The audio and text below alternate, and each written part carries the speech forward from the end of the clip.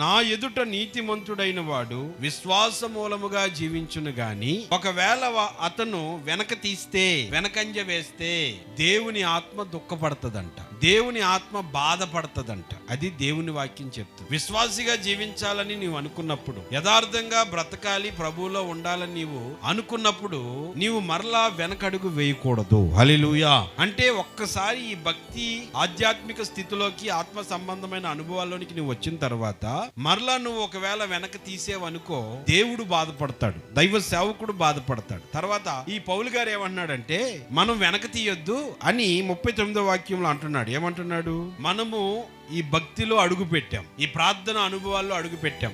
ఈ రంగంలో అడుగు పెట్టిన తర్వాత మనకి సమస్యలు వస్తాయి, రాకుండా ఉండవు. ఎవరికైనా వస్తాయి, భక్తి చేసిన వాడికైనా వస్తాయి, భక్తి చేయని వాడికైనా వస్తాయి. ప్రతి ఒక్కరికి సమస్యలు వస్తాయి. సమస్యలు వచ్చినప్పుడు ఆ సమస్యలు వలన నీవు దేవుణ్ణి వదిలేసి వెనక్కి వెళ్ళినా, ప్రార్థన వదిలేసి వెనక్కి వెళ్ళిపోయినా, సంఘాన్ని వదిలేసి వెనక్కి వెళ్ళిపోయినా, విశ్వాస జీవితాన్ని వదిలేసి వెనక్కి వెళ్ళిపోయినా నీకు ఏం కలుగుతుందంటే నశించిపోతావంట. ఏమవుతావండి? నశించిపోతావంట.